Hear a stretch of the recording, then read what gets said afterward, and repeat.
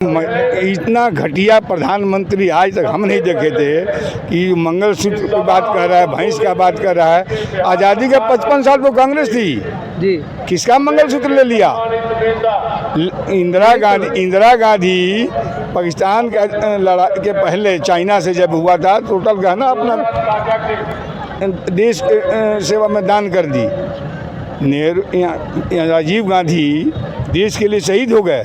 सोनिया गांधी का मंगलसूत्र देश पर निछावर हो गया जी। पिछली बार 39 सीटों पर जिता के इस प्रदेश ने भेजा था। एक सुई का कारखाना भी उन्होंने बिहार के अंदर नहीं लगाया। गुजरात के अंदर करोड़ों रुपयों का निवेश किया, लेकिन नरेंद्र मोदी बिहार की जनता को ठगने का काम किए। सिर्फ वोट लेके चले गए और इन्वेस्टमेंट को गुजरात, महाराष्ट्र और दूसरे राज्यों में लेके चले गए। इस बार जो अगर उन लोगों के हाथों में चला गया तो कटोरा लेकर के पूरे हिंदुस्तान वासी हम लोग भीख मांगेंगे, ये बात जान लीजिएगा।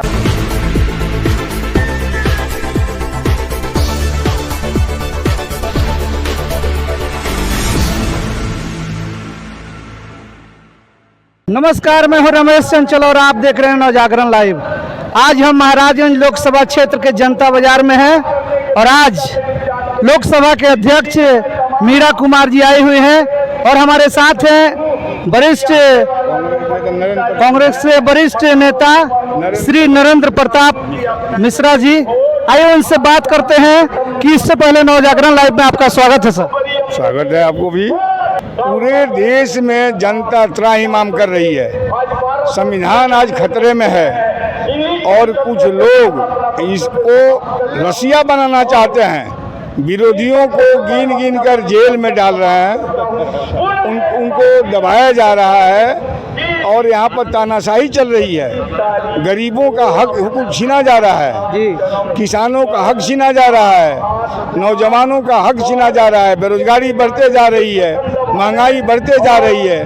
त्राहिमाम है पूरे देश में। जनता त्राहिमाम। ये केवल राम और हनुमान करके और भारत पाकिस्तान करके, हिंदू मुस्लिम करके, मंदिर मस्जिद करके देश को नहीं चला सकते हैं। यह देश है गंगा जमुनी तहजीब वाली। इसमें हिंदू मुस्लिम सिख ईसाई सब लोग मिलकर इस देश को बढ़ाए हैं, बनाए हैं। कांग्रेस सहयोग है, सबका सहयोग है। आज़ादी में सब जातियों को मिलाकर गांधी और नेहरू, पटेल, ये सब लोग मिल करके, बाबा साहब अम्बेडकर लोग मिलकर इस देश को बनाया। उस देश का ये वो भाईचारे को तहस नहस करना चाह रहा है आदमी। सर, जैसे मोदी जी कह रहे हैं कि कांग्रेस अगर जीतती है तो आपका 2 भैंस है तो 1 भैंस खोल लेगी। अब ये तो इतना घटिया प्रधानमंत्री आज तक हम नहीं देखे थे कि मंगलसूत्र की बात कर रहा है, भैंस का बात कर रहा है। आज़ादी के 55 साल तो कांग्रेस थी जी, किसका मंगलसूत्र ले लिया? इंदिरा गांधी पाकिस्तान का लड़ाई के पहले चाइना से जब हुआ था, टोटल गहना अपना देश के सेवा में दान कर दी। राजीव गांधी देश के लिए शहीद हो गए। सोनिया गांधी का मंगलसूत्र देश पर निछावर हो गया जी। और उसकी बात कर रहे हैं आप, जो आपका नाखून नहीं कटा कभी आज़ादी की लड़ाई में। आज लुटेरों के साथ बैठ करके अडानी अंबानी की सरकार चल रही है, पूरे देश को बेच रहा है। कांग्रेस तो 55 साल सत्ता में रही है, किसी का छीना क्या? बल्कि ये आकर के रिजर्व बैंक में जो पैसा था वो निकलवा लिया, पूरा पैसा खा गया।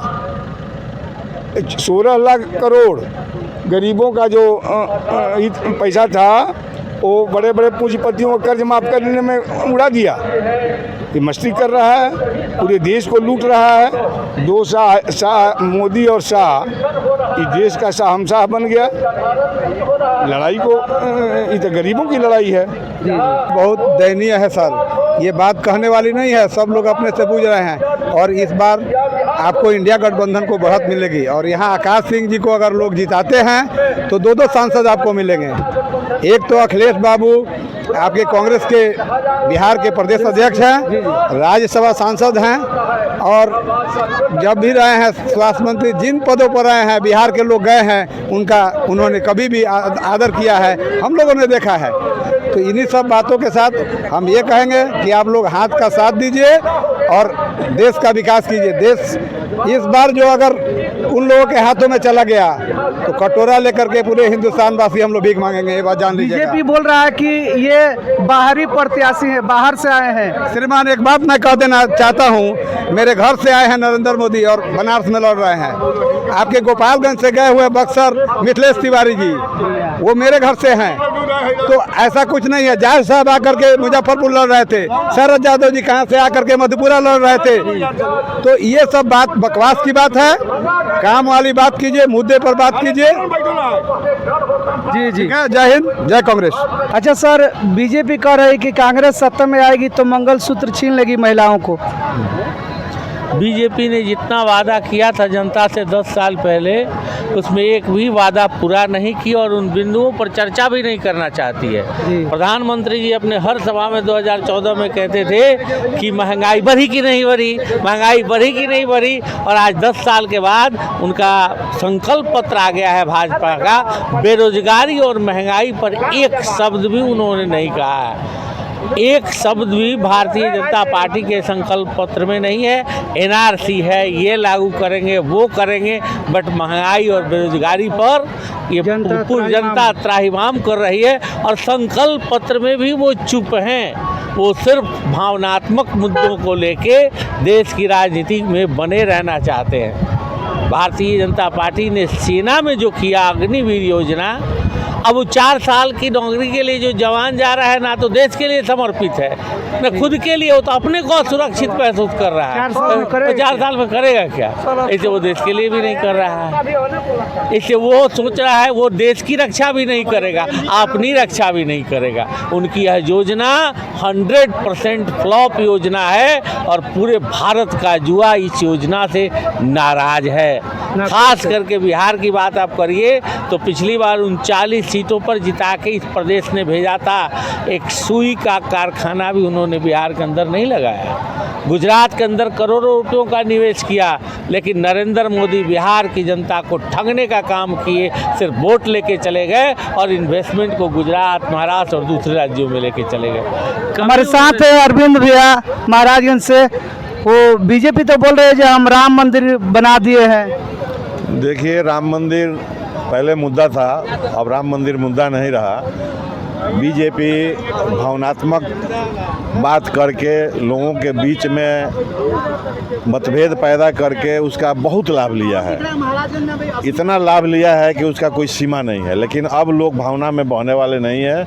लोग समझ गए हैं कि महंगाई, बेरोजगारी, बेकारी और जो समस्या है देश की मूल समस्या बेरोजगारी, उस पर इन लोगों का कोई भी सकारात्मक पहल नहीं है, कोई भी स्कीम नहीं है। झूठे वादे करना, झूठ बोलना, झूठ के पुलिंदा बना करके ये अपने आप को आगे किए हुए हैं। अब जनता जो है इन चीज़ों को खूब बढ़िया से समझ चुकी है।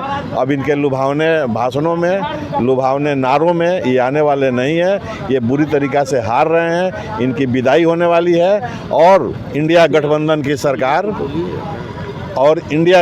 की सरकार बनने वाली है। ये हताश होकर अनाप शनाप भी बोलना शुरू कर दिए हैं। इसे यह स्पष्ट परिलक्षित होता है कि अब जाने वाले हैं।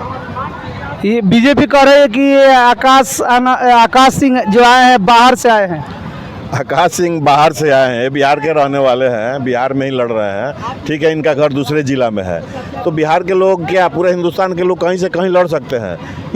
मोदी जी भी तो इनको कहते हैं कि बाहर से आए हुए हैं, और मोदी जी गुजरात के रहने वाले हैं और बनारस में आके लड़ते हैं। वैसे दर्जनों नेता कहीं दूसरे जगह के रहने वाले हैं, कहीं तीसरे जगह जा करके चुनाव लड़ते हैं। मनोज तिवारी दिल्ली से लड़ रहे हैं। जी, बहुत सारे बोल ही रहे हैं, बहुत सारे नेता बोल रहे हैं। तो ये कहने की बात है, वो बाहर और भीतर वाली बात नहीं है। जो हिंदुस्तान का है, हिंदुस्तान के किसी भी क्षेत्र से चुनाव लड़ने का उसको अधिकार है, इसमें कहीं कोई शक शुबा नहीं है। तो इस बार महाराजगंज की लड़ाई कितना आसान है, क्या कहेंगे? महाराजगंज की लड़ाई, देखिए, लड़ाई होता है और आसान कहना इसको बहुत ठीक नहीं होगा।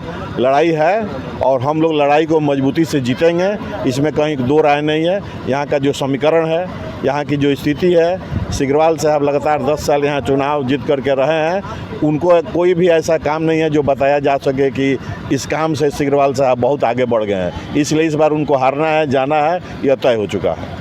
धन्यवाद। इसी तरह के वीडियो देखने के लिए हमारे चैनल को लाइक करें, शेयर करें, सब्सक्राइब करें। मिलते हैं अगले वीडियो में, तब तक के लिए जय हिंद।